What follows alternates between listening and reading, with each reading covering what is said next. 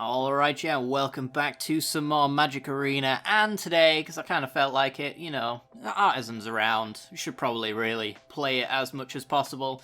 We're going to be playing some more of it, so jumping on back into the Fires of Perforos. For those who don't know, this is Artisan, so you can only play commons and uncommons in your deck. And for this event, you get some sweet star sign alternative arts for Clothis, Anax, and Perforos, and they look absolutely sweet. Unfortunately, we're not really playing any decks that use them. Mono red is very popular though, so this Anax one should hopefully see it on our opponent's side, at least at some point during the recording today, because it's about as popular as blue white is. But anyway, today we're going to be playing a deck called Spartans! Yeah, it's a mono-white devotion list, and it actually weirdly originated from a blue-white flicker list I built. So this was the deck that I was going to build today, but then I realised we played blue-white yesterday, we should probably play something different. So then I played a black-white flicker deck, and then I thought, ooh, the devotion on this black-white flicker deck looks pretty good. So I built a mono-white devotion deck, and I thought, ooh, I could fine-tune that a little bit more, and here we are. This is Mono White Devotion, and it's sweet. I love it. Played it a fair few times, and I've won every time so far, so, let's bear in mind that as soon as I hit that record button, I am immediately cursed, so I'm probably going to lose, but so far, 100% win rate on this one. It's probably due to our opponent underestimating our powers. I did actually put the Chandra sleeves on just to bamboozle our opponent that little bit more. They'll think we're going in for red, but actually we're a slow and dirtly deck. So you take an aggressive killing hand, and you basically do nothing while you wait for me to dirtle our opponent to death. So, Mono White Devotion, built around Devotion. Cares about the number of mono white pips in the top right hand corner of every single card. So Daxos is one of the bigger ones for Devotion. 2 white for a 2/0. His toughness is equal to his Devotion 2 white, so he's going to be a 2/2, just including himself. And then whenever another creature you control enters the battlefield or dies, you gain 1 life. We're going to be accompanying that with an Impassioned Orator, which is a strictly worse version of Daxos, but roughly the same kind of effect. And we're going to be making lots and lots of tokens, because right at the top end is actually going to be our Devotion payoff, which is Reverent Hoplite. This thing is the Grey Merchant of Asphodel version in mono white, and when you combo him with Daxos as well, you are pretty much going to get a worse version of Gary, since he's going to make a number of 1/1 human soldier creature tokens equal to your Devotion 2 white. So hopefully we're going to be at like 5 or 6, something along that lines anyway, and then Hoplite's going to make 5 or 6 tokens, and when they enter, we're going to gain 5 or 6 life off of Daxos.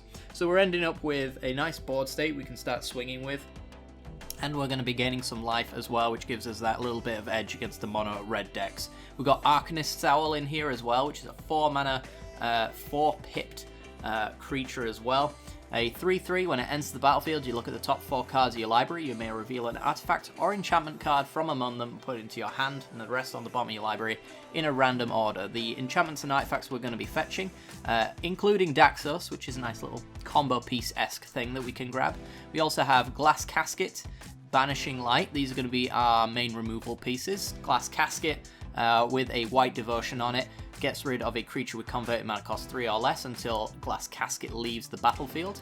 And then we also have Banishing Light as well, a 3 mana enchantment with a white pip on it, exiling a non-land permanent an opponent controls until it leaves the battlefield. We actually have from Theros as well a nice way to flicker these should we want to do so, with Flicker of Fate, 2 mana to exile a creature or enchantment and then return it to the battlefield under its owner's control. We've got Justicier's Portal as well, which does roughly the same thing, except for this only hits creatures, but it does give them first strike, which is somewhat relevant, but probably not really.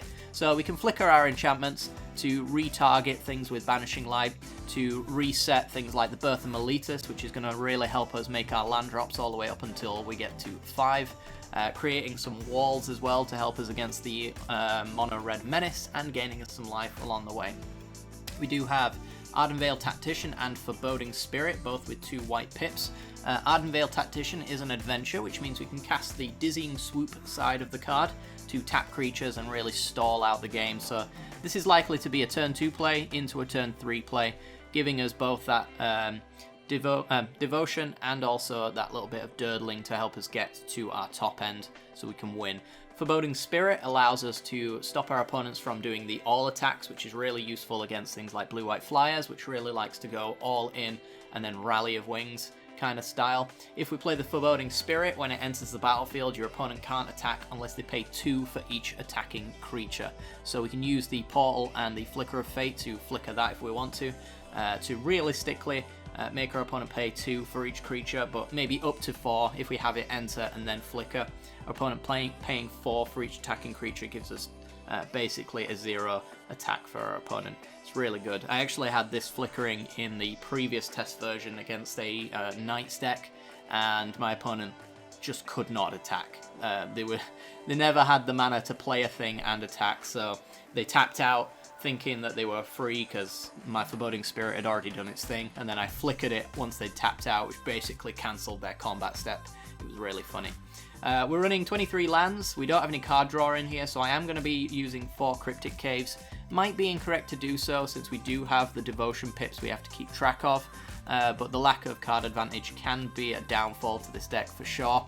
Once it's on top decks, you're really just relying on RNGesus to get yourself over the finish line. So without further ado, let's do some matches, shall we? This video is brought to you by the generous support of our wonderful patrons that you see here. If you'd like to support the channel and get access to cool content like sneak peeks, bonus videos, polls on future content, or access to personal deck critiques from myself every month, then check out the Patreon link down in the description below. With all that said, let's get into the gameplay.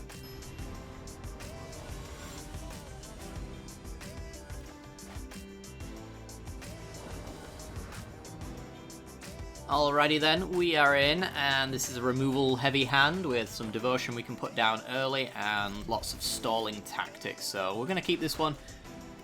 Top deck should be kind to us, since these are maybe the cards we didn't want to see early on anyway, you know.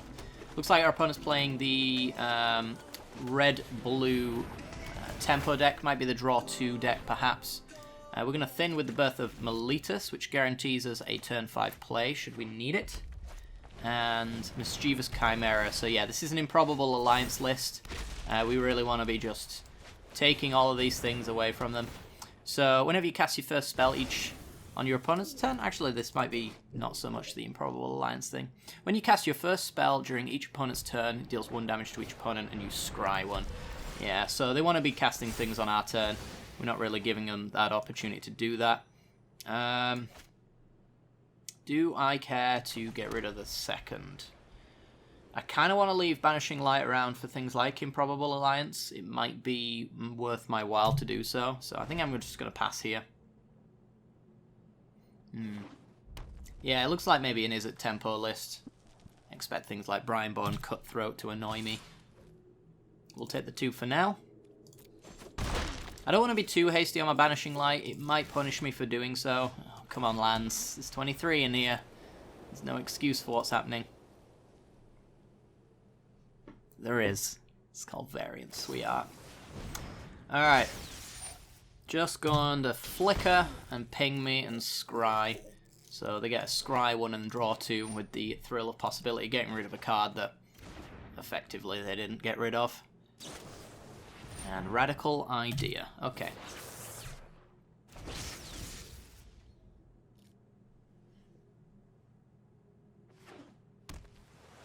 So, opting.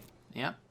The longer our opponent does very little here, the better. If we can actually get to the point where we can play a Hoplite with a decent devotion and actually hold up in the Justicia's Portal in response to things like Shock, the better.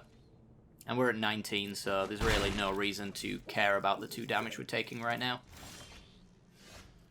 Opponent's deck is not the kind to just immediately kill us out of nowhere.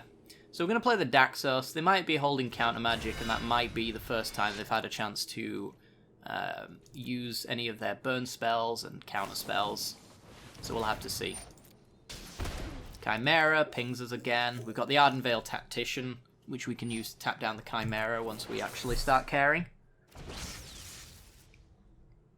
And it has done us, our opponent, a fair bit of value here. So it might have been correct to go for the Banishing Light initially, but I expected something more from our opponent by this point. Things like Electrostatic Field are certainly things that I don't like to see necessarily.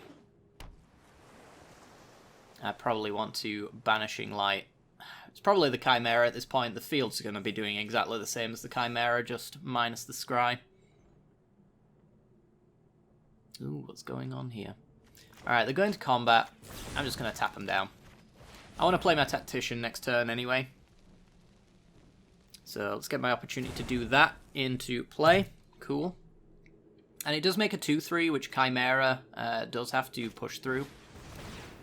Tap my Daxos. It doesn't untap. Okay. Totally fine. And they're going to pass. Alright. More lands. The curse is real. Flooding out. Alright, so we got the Tactician.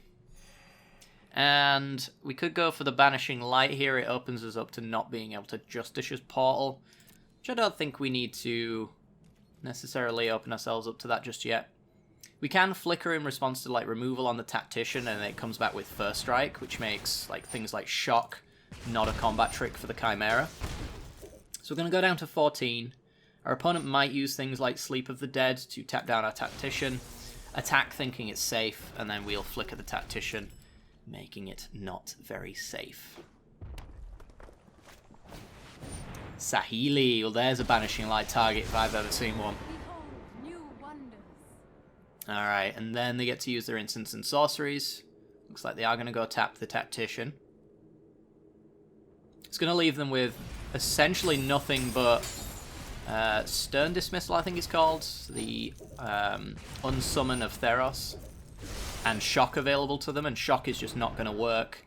And the Unsummon is just going to give us the Tactician ability. So hopefully our opponent swings here. And we go to try and combat trick them, gaining a life from the Daxos as it re-enters as well. And getting rid of the Chimera with First Strike, giving us that protection. Beautiful. Arcanist's Owl. Okay, so with Arcanist's Owl, we have the 4 Devotion, and we also have somewhat of a guarantee that we're going to get something to deal with Saheeli. We do also have the Tactician to deal that combat damage to Saheeli, so we could save our Banishing Light for that reason as well.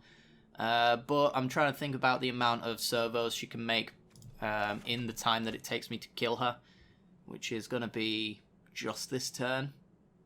I could probably...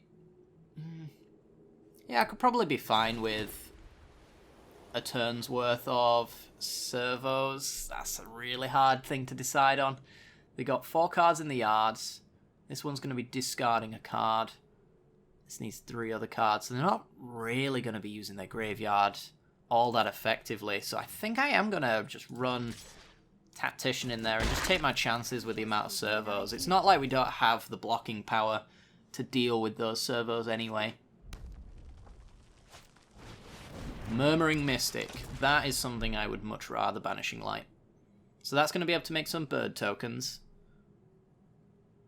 off of the cards they play here. If they want to go with their Radical Idea, they do have to discard whatever card that is in hand, and that's not going to allow them to do anything else, really. I'm going to get rid of my wall token, which is interesting. It looks like Saheeli's going to go to 1. And they'll get another turn. Orator. Okay, so we're going to gain some life with Orator.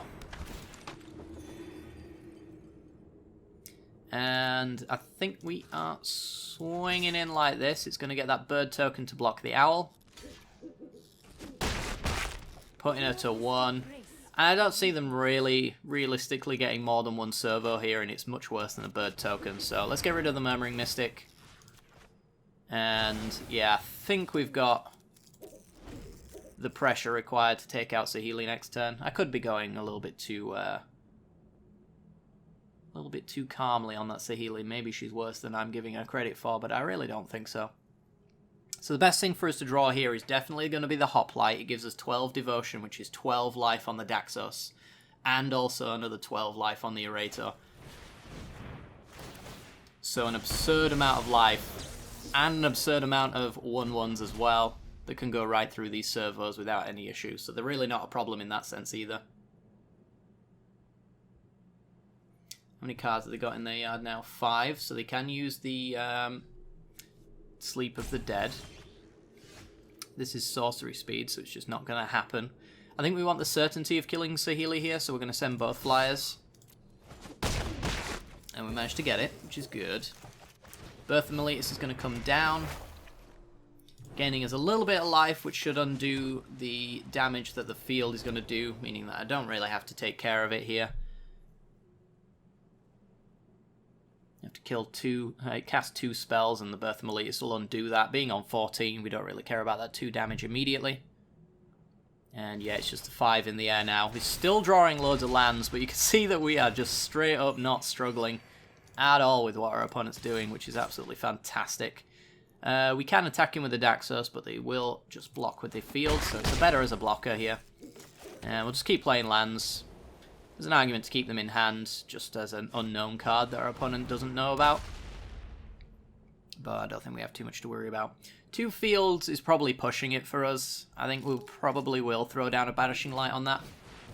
Never mind, we're going to put that on the Saheeli instead. Yeah, maybe not. She's dead. So... no, she's not actually. They've got the Sleep of the Dead. Yeah, okay.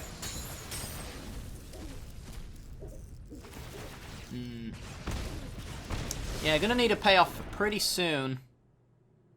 Hoplite definitely the best thing we could draw. So we got Cryptic Caves. We also lost our Birth of Meletis, which is totally fine. We're going back up to 16. And a Daxos. It is life gain, so that is fine. It's a little bit of an assurance that we're going to be able to gain a little bit of life along the way. I think I am just going to pressure my opponent, use the Banishing Light to get rid of Saheeli, and just swing at face here. Could see myself eventually getting overwhelmed by servos if I don't let it go and sort this problem out. I think 5 damage in the air is decent enough, even though they do have the Sleep of the Dead. Merchant of the Veil to discard and draw, yeah. I'm just pretty damn confident that we can gain enough life here to not find it be an issue.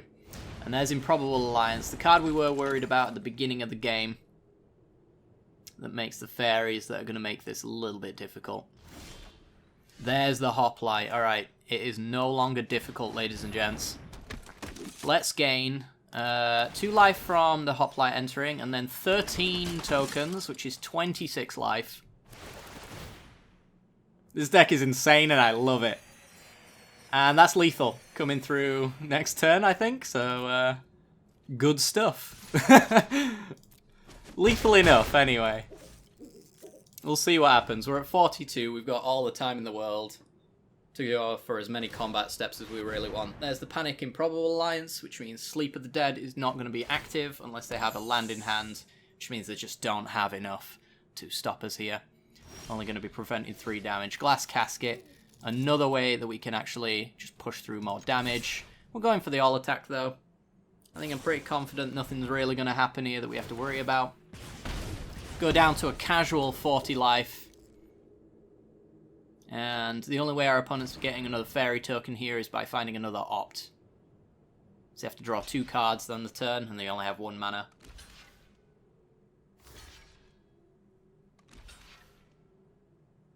$10 damage, 9. 8 on the soldiers. 7 on the soldiers. Alright. Okay. That's Xaxes, isn't it? Oh no, -1. Never mind. Also, for every creature that died there on our side, we actually get a Daxos trigger, so we get some additional life total to buffer ourselves so that we can go for that additional combat with the 5 damage in the air. This deck is absurd. I absolutely love it. Hopefully you guys do too. Let's go for another game, because if you don't love it enough yet, you're going to love it after the next game. We'll see. Anyway, it might just flop miserably. We'll see.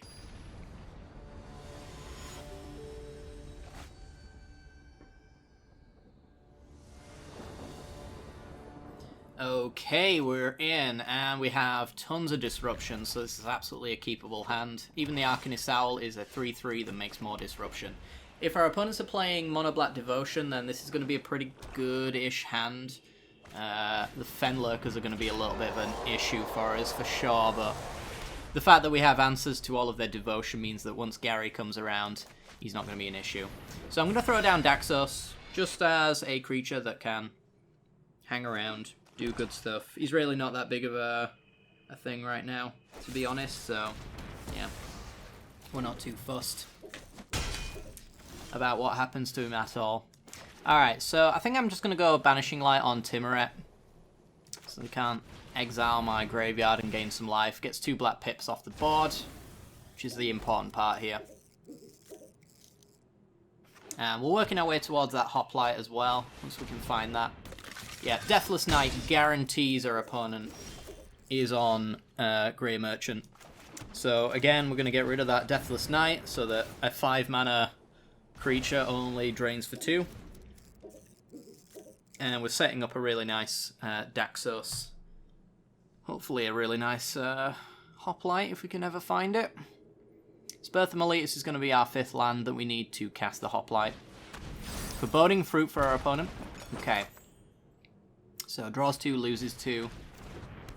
And with Adamant in play, they actually get themselves a food token, which is pretty nice.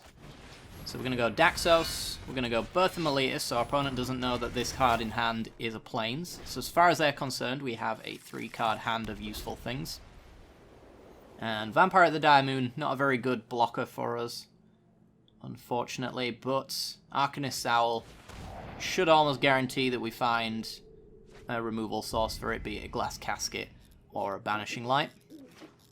Could even be a backup Daxos as well, which allows us to block quite happily. So yeah, naturally not going to be blocking here. We've even got the Tactician if we really want to tap them down, but I don't think we have to worry about that. Looks like a drag to the Underworld. Yep, sure. And more lands. Alright, well, we flooded out last time and we absolutely ruffle stomped our opponent, so I'm not too worried at this point. Except for we just hit our Hoplite and now it's at the bottom of our deck. Now I'm a little bit more concerned. That's unfortunate. Alright. Yep, Gary's getting bigger. Arcanist Owl should have hit as a thing, but it didn't. So we're going to tap down the Knight and the Vampire, so we're only going to lose 1 life here. We're not going to block. Not really going to stop anything there. I will play a Tactician, which will happily block the Deathless Knight, should it come to it. We'll get him for our 3 damage in the air. Finally breaking that combat damage seal for us. We've seen 2 drag to the Underworlds. I don't really expect our opponent to be running more removal than that, but you just never know, I suppose. Yeah. Alright, 3 out of 4 drag to the Underworlds being seen here. I think this is a decent enough block. You always got to worry about your life total when Grey Merchant's involved. And without our Daxos around, or our Orators before our Hoplite, it is definitely a concern. Opponent discoveries, keeping both cards on top, when one of them's a land. The 9th land for our deck. Alright. So we're taking 6. If I block with Deathless Knight, all they do is gain life from the Vampire and it comes back anyway, I'm pretty sure. Actually, no, this goes to the graveyard at the same time, so I don't think they get back the Deathless Knight. I could be wrong about that. Yeah. But the next time they attack with the Vampires, they get it back and they just get to swing with it. It's a really bad hand for us. Oh, Scoured Barons just for the extra life gain trigger. Yep, so the Knight comes back, or not. And we draw the worst card in our deck. Alright, so non-game for us there, unfortunately. Drew far too many lands. Our opponent answering our Daxos along the way. Maybe if we'd have had our Daxos around, we could have blocked a little bit better. It would have been a 2/6 to stop this Deathless Knight, so the 2 damage on the Vampire wouldn't have been so bad. But yeah, it was just pretty grim. Cryptic Caves is our 10th land. Let's crack it. 10 out of 23. Top 41. Got Glass Casket, which does not hit Deathless Knight, and that will do it. That was really unfortunate.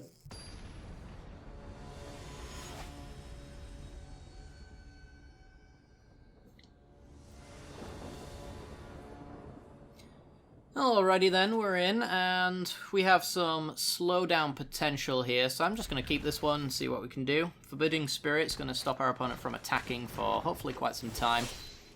And Birth of Meletus, hopefully, to help us make some lovely land drops. Chainweb Arachnia, so we are up against Mono Green Stompy. So these Forbidding Spirits are going to be a thing, for sure. So I think I want to just go for Daxos. It allows us to block the Arachnias. So opponent's likely to not attack him with them. Yeah, so we're only taking 2 here, and then we can play the Forbidding Spirit and we gain that life link. Life gain, sorry, specifically. Slow our opponent down. What do you do? Combat on your turn. If you have another creature with 4 or greater, put a counter on it. Okay. So we got some nice attackers, nice blockers. I'm going to swing in. I'm just going to push. Yeah. Go for it. Get rid of that Horn Beetle.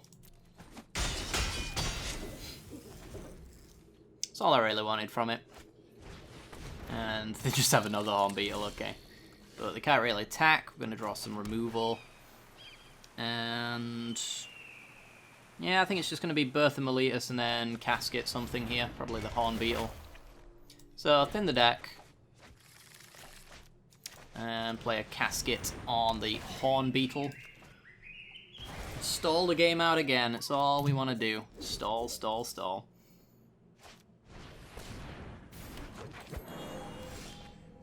And stalling is what we are doing quite effectively, it seems. Alright, literally no reason to play anything, so just pass the turn. We're just going to wait until we can Hoplite, and then we've got 2 Flicker spells for it as well. There's a Bloom Hulk. Alright, so that would have been the 4/4 they needed on their Horn Beetle. As it stands, they have proliferation only on my Birth of Meletus here, which they were nice enough to do. Thank you. Banishing Light. Okay, let's crack a land and another Daxos. Cool. So we're going to play the Daxos. That sets up the mass life gain eventually. The Bloom Hulk. Cool. So they do need answering. We are going to Banishing Light one of them at least and take the 4 here. Got no interest in really blocking, to be honest. Though if they do attack, I do have a double block with Daxos and Forbidding Spirit, yeah. But it would lose the devotion on Daxos if they stacked their blockers properly. So let's just get rid of one of them. So they don't have that attacking force, really. And I might actually just play a Forbidding Spirit here. I don't really expect our opponent to have like board wipes or anything, so it's just a matter of us drawing our Hoplite, which would have been a X9, gaining 9 life, and then we've got 2 flickers on it. So we've got like 27 life in our hand once we get our Hoplite. It's pretty good. It's pretty good.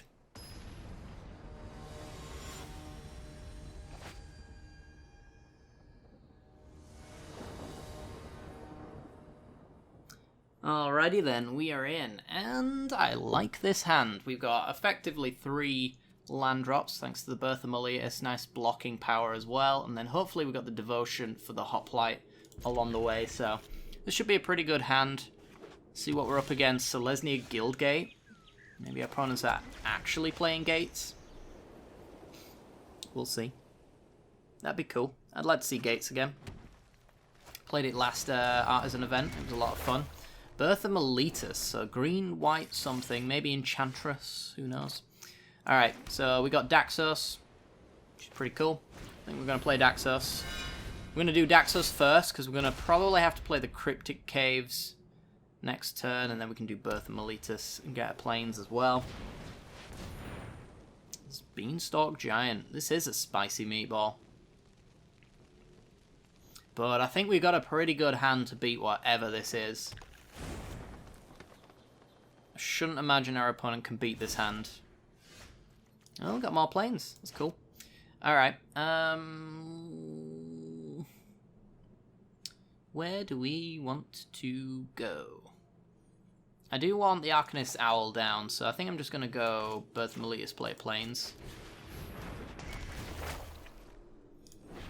Meletus first before your land drop, so it looks like you didn't have one in hand.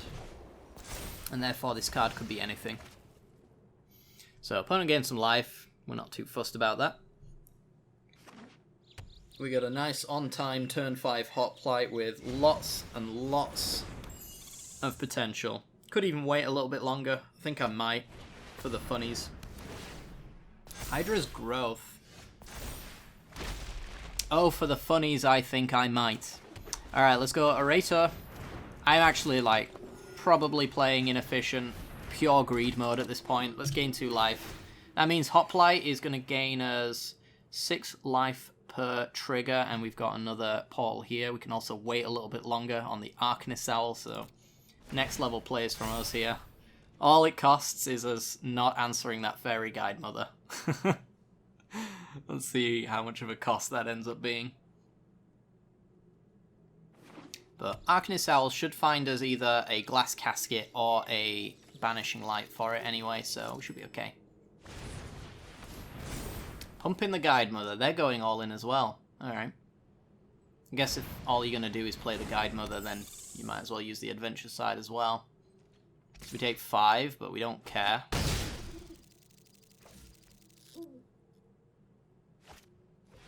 And then Flower to thin as well. So they're running Flower and Birth of Meletus. Sure.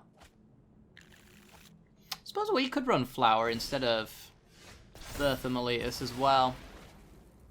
Because you can pull a planes with this, so it effectively acts as a mono white card. And then if you put 1 forest in your deck, then you have the Flourish available for the tokens. I've never really found the tokens need pumping, though, is the thing. So, you know, take it for what it is. Alright, so we've got the Arcanist Owl. We're going to gain 3 life. Opponent's going to have a nice buffer on... Ooh, okay. Take the Banishing Light over the Glass Casket. So we're not going to be able to play both in the same turn anyway. And this one's a little bit more protective of our opponent having something crazy that we might not otherwise be able to answer with our Glass Casket. So...